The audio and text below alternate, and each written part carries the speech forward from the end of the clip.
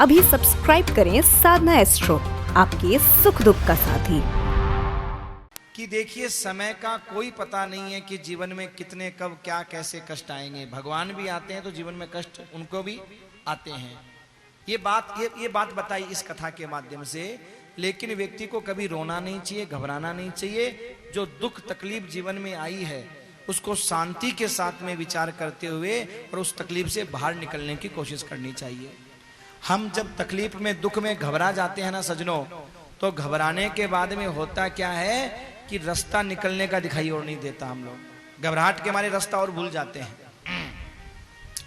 इसलिए सजनों, व्यक्ति को घबराना नहीं चाहिए और दुख और तकलीफ के समय में व्यक्ति को शांति के साथ में विचार करना चाहिए कि इस दुख से निकलने का उपाय क्या है, और प्रभु की शरणागति ग्रहण करते हुए। संसार में सजनों ऐसा कोई व्यक्ति नहीं है जिसके जीवन में दुख नहीं हो, कोई व्यक्ति नहीं है। और जो जितनी ज्यादा भक्ति करता है ना, भगवान उसकी परीक्षा ज्यादा लेते हैं। हाँ, कारण आप कहोगे महाराज कारण क्या है? तो सजनों, उसका कारण ये है कि भगवान जानते हैं कि जब तक सोने को आग में तपाया नहीं जाता, सोने को जब तक आग में तपाया नहीं जाता, तब तक महाराज सोने के कीमत को बढ़ाया नहीं जा सकता। जो खोटा सोना मिला होता है साथ में, उसकी कीमत नहीं होती। पर जो प्योर सोना होता है ना, वो आग में तपने के बाद ही प्योर बनता है। बस ऐसे जो भक्त होता है ना भगवान का, वो दुख की आग में जब तपता है ना, तभी वो खरा सोना बनता है।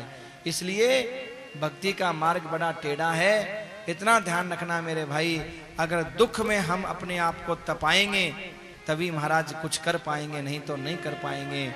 इसलिए कभी दुख आए तो घबराना मत। राजा दशरथ, कर्मों की गति कैसी विचित्र आप देखिए। भगवान के पिता हैं, पर चार चार बेटों के होते हुए भी जिस समय प्राण छूटे एक भी बेटा नहीं। कर्म की गति।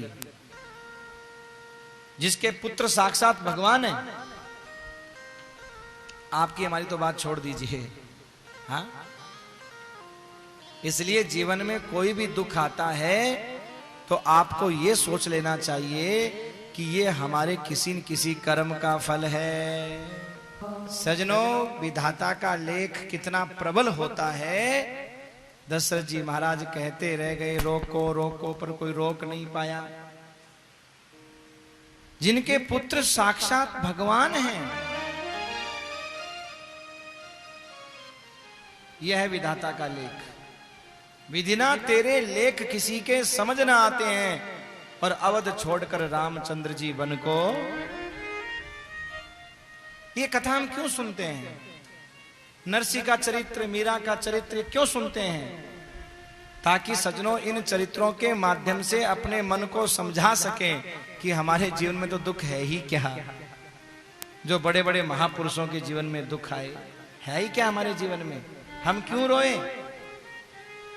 आदमी घर में पड़ा हो, बीमार हो तो जी नहीं सकता, पर हॉस्पिटल चला जाए जी जाएगा।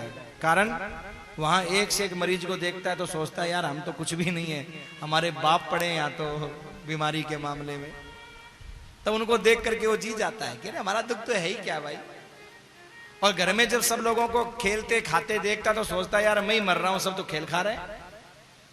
बस सजनों, घर में वो मन को समझा नहीं पाता, हॉस्पिटल में मन को समझा लेता है। ऐसे ही जिसने अपने मन को समझा लिया, वो भक्त हर परिस्थिति में प्रसन्न रहना सीख लेता है। और सजनों, इस संसार में आए हैं तो उस परमात्मा के हाथ की कठपुतली हैं। वो जैसे नचाएगा हमें नाचना पड़ेगा।